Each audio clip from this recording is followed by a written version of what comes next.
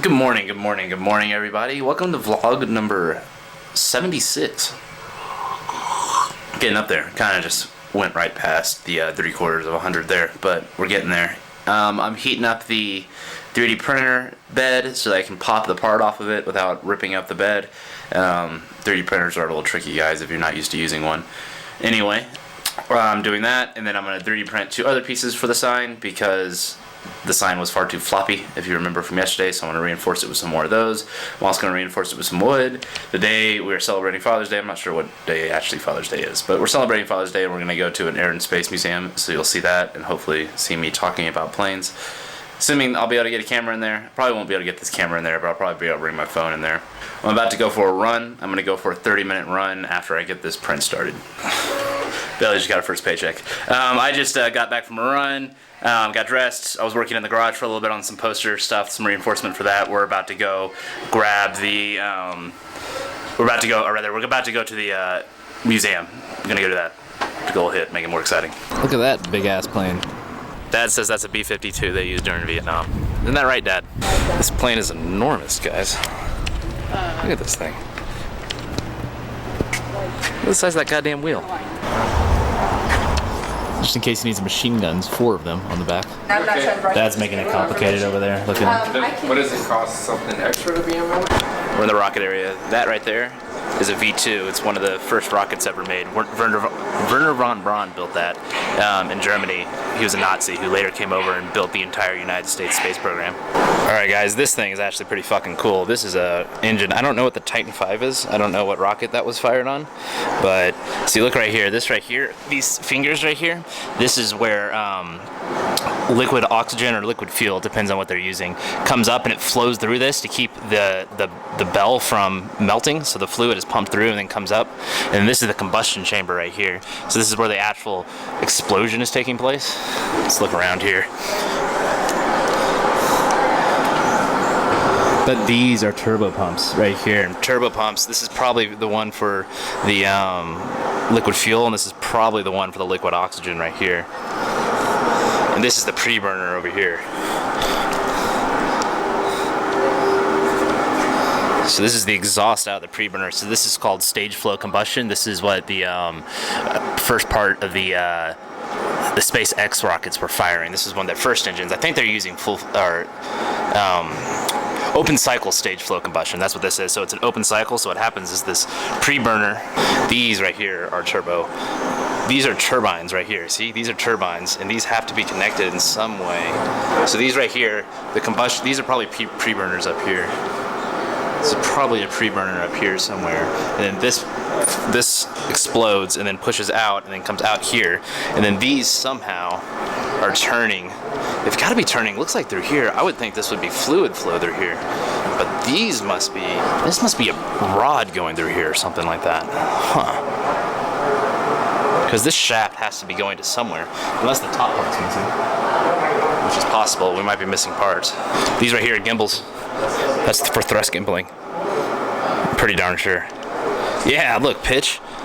Yaw. These are for rolling. These are thrust. These are engine gimbals. These is, if my product had worked, this is something that we would have used on rockets because ours would have been a lot lighter than this. These aren't that heavy though to begin with. This right here is called lock line. These right here keeps, this bolt has a hole through it and it keeps it from vibrating loose and coming undone. It's crazy. Is this? Oh goodness, I didn't even know this was over here. Look at this. Pump discharge lines. This is a Russian rocket, I'm pretty sure. Yeah, this is a Russian rocket. They're the only ones that do this where they have 2. This is, I think these are still being flown. Titan V stage. See how that says ablative skirt? That's because the outside of this breaks off. So this actually burns up and falls off as it goes. And then these right here again have that flow here. So it looks like it comes down. So it looks like there's 2 layers of this, and then comes around, and then comes back up. This is probably made out of Inconel. Oh, there's your injector plate back there. That's how they actually push in the liquid and fuel, and they come to all those holes so that they get atomized and then burn properly on the way out. And then this is if I can get it to focus, it curves. That bell right there, that, see, this is called a converging diverging nozzle. So in the middle, in the throw of the nozzle, the flow rate equals the local speed of sound, and then as it expands out, it equals something like Mach 3, local Mach 3. So way faster than natural Mach 3. It's right here. This is, you see how this says, got little skulls on it? And then you see this right here, it says hazardine. Upside down. That's what hazardine. So this right here, this flow pump was used for ignition, and they're used two different types of fuels that just immediately start to explode on contact. And hazardine is one of those. I can't remember what the other one is, but they mixed this one through. Probably. This is oxidizer, so that's not that bad. But this explodes immediately with something. So this is probably for igniting the rocket engine, which is actually a lot harder to do than it sounds. So here it says gas generator. That's where you have that exhausting out. So that right there is producing all the power to pump the fuel as fast as possible. Here has got to be a turbo pump of some sort. Injector chamber. I don't know what that is exactly. Look at all the foil wrapped around this and stuff to keep it insulated. That's a neat idea. That looks like hydraulics right there. I don't know what that is. That might be gimbals too. I don't know. Look at all this plumbing, man. This is absurd. The amount of machining that goes into this thing. This is cast, but these parts are all machined on like lathes and stuff. You got that lock line running through there. Those are tiny little sexy little screws. Look at that. Oh, that's so hot. I'm gonna do that lock line on the Iron Man suit eventually. This is another example of lock line. This stuff will be everywhere to keep the bolts from coming undone. God, look at all these turbo pumps up in here. There's one there, there's one there. So it is the fuel. This is the fuel line coming from that far turbo pump over there, coming up, going down, going around this thing right there, coming down, coming outside this, coming in, and then coming out those holes. So, and then before that it was in the tank. All right, I think this turbine right here is the pre-burner. So there's a turbine right here. It's like a smaller one. You see here? So that is probably direct attached between a shaft to that right there, and that's shooting the oxidizer through. And there's probably another shaft coming across, and this is another one that doesn't have any exhaust because it's just being straight powered. And that one's probably spinning the fuel one right there. And that's probably how this thing works. And then it looks like it's exhausting out into space. There's a little cover here. Whoa. Take it off? Well, I won't take the cover off, but I bet you there's a pre-burner up in there.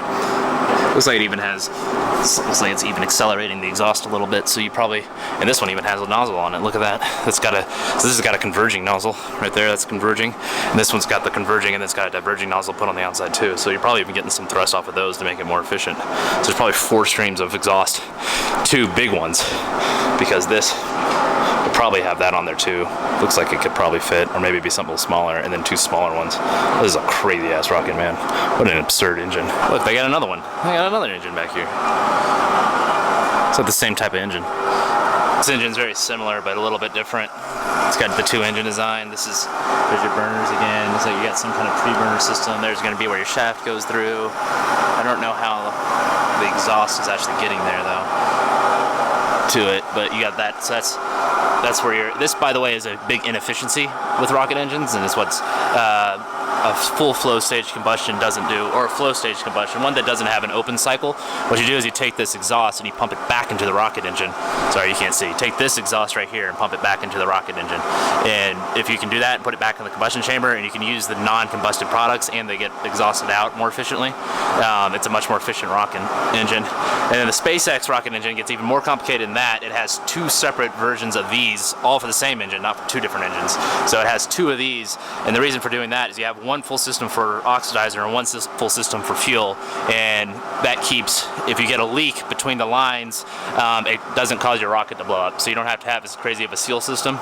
The seal system in one of the between that, because if you have oxidizer leak into your fuel tank, it's going to blow up your rocket and kill everyone.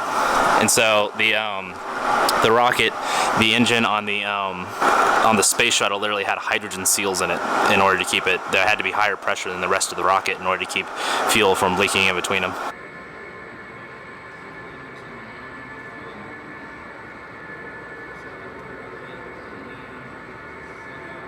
Expanse of this place. Oh yeah, that's crazy. Look at the absurdity of these cockpits, man.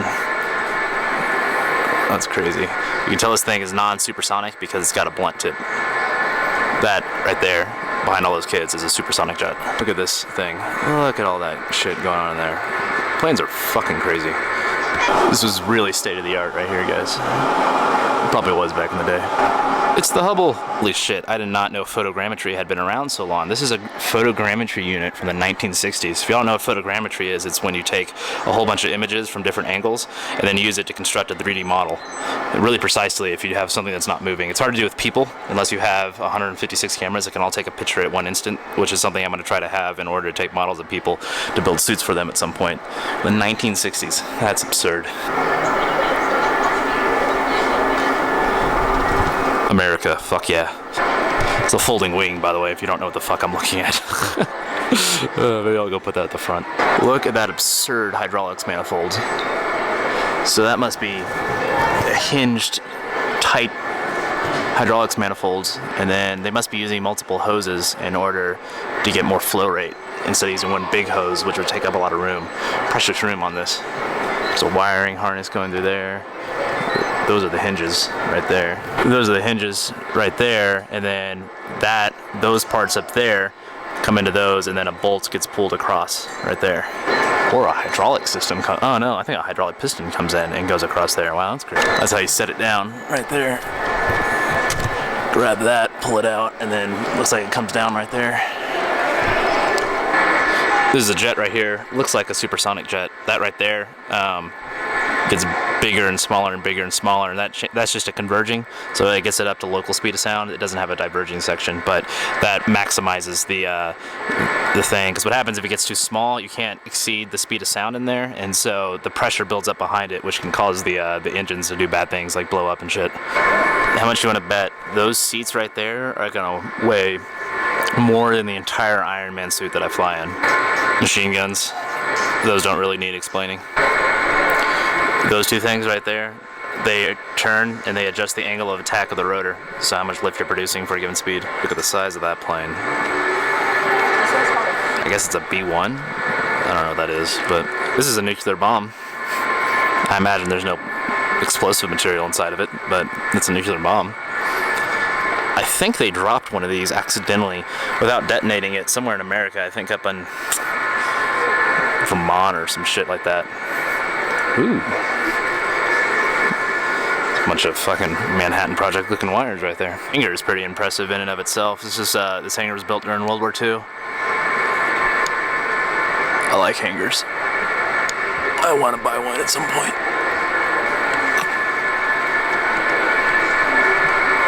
By the way, is what I was talking about being afraid of having a pointy fucking head.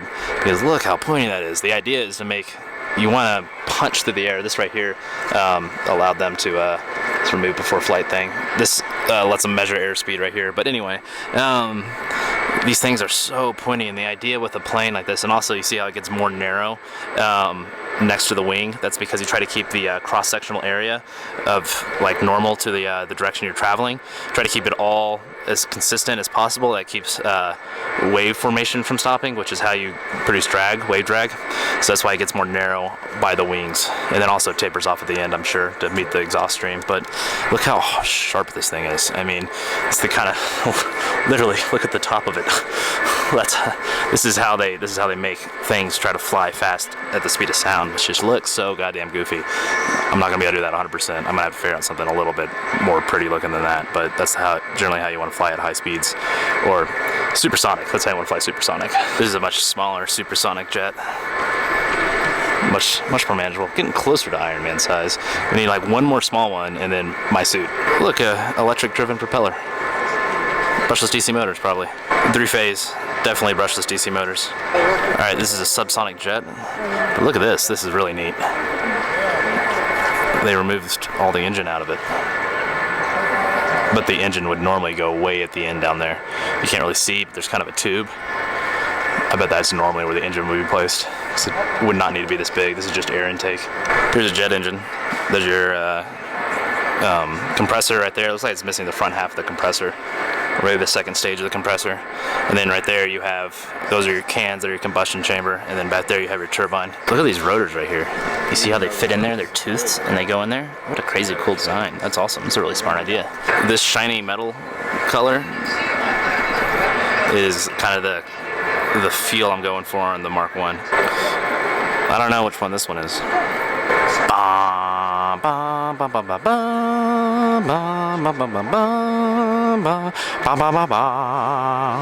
They also got Anakin's pod racer back here. Look at that. This is a scaled composites plane made out of carbon fiber. Scaled composites, if you don't know, they made the Virgin Galactic plane that recently broke the Kármán line. It's made entirely out of carbon fiber, it says. That giant plane. Look at all of that stuff in there. Oh my god. This is a car designed for breaking land speed records.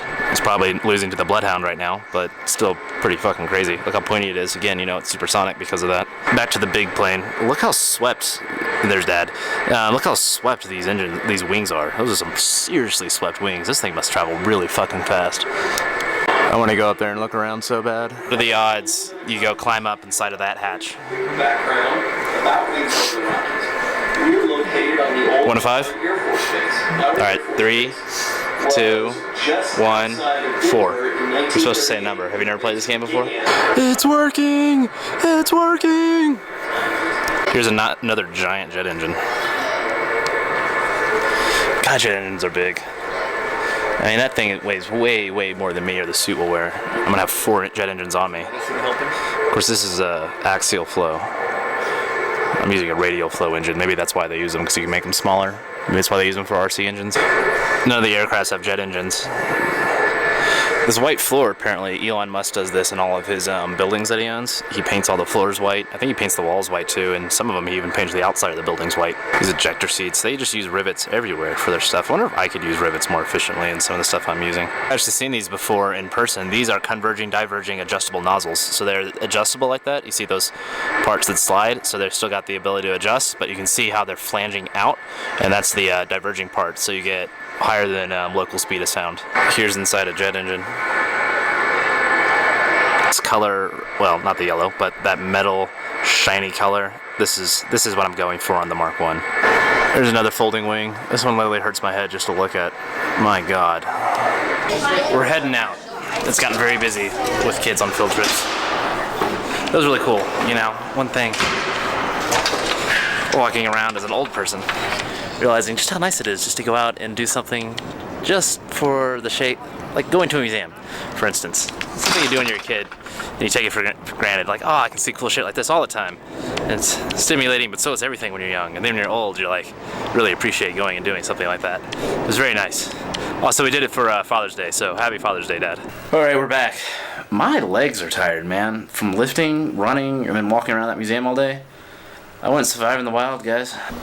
Damn, I am fucking dizzy from that sauna. Woo! Ooh-wee. That was a very hot sauna. I was a little dizzy after that. I'm still coming down from it. It's an hour later. I did decide that I think I'm going to 3D print the helmet. So y'all actually get to see me build something and wear it before I build the full suit. I want to see how the helmet goes together. I want especially the opening mechanism. Pretty sure I'm going to do that. Not today, but this one I'm designing. I need to work on the mechanism. Still working on how it's going to open exactly in my head right now, but we're getting there. Right now, I'm going to go complete the poster that I started yesterday so that tomorrow I can go and wear it and use it on 16th Street Mall. Check out my sign, guys. I don't see it. I don't see you. Oh, there you are. Okay, you don't. Okay. So is it shooting video? Yeah, it's shooting video. Don't turn it that way. Why are you turning it that So way? you can see everything. Just flip it around. There we go. Good. See? Thank you. Okay. Thanks. Alright. Look, guys, I'm Princess Leia. All right, guys, I just ate some dinner. I'm tired again. I'm exhausted, but been working great. I've been getting a lot done too, and I feel really good about that. Let's see here. I've started the head. I'm working on the head. I'm working on the mechanism for how it's going to slide open and just doing a little more thinking on it.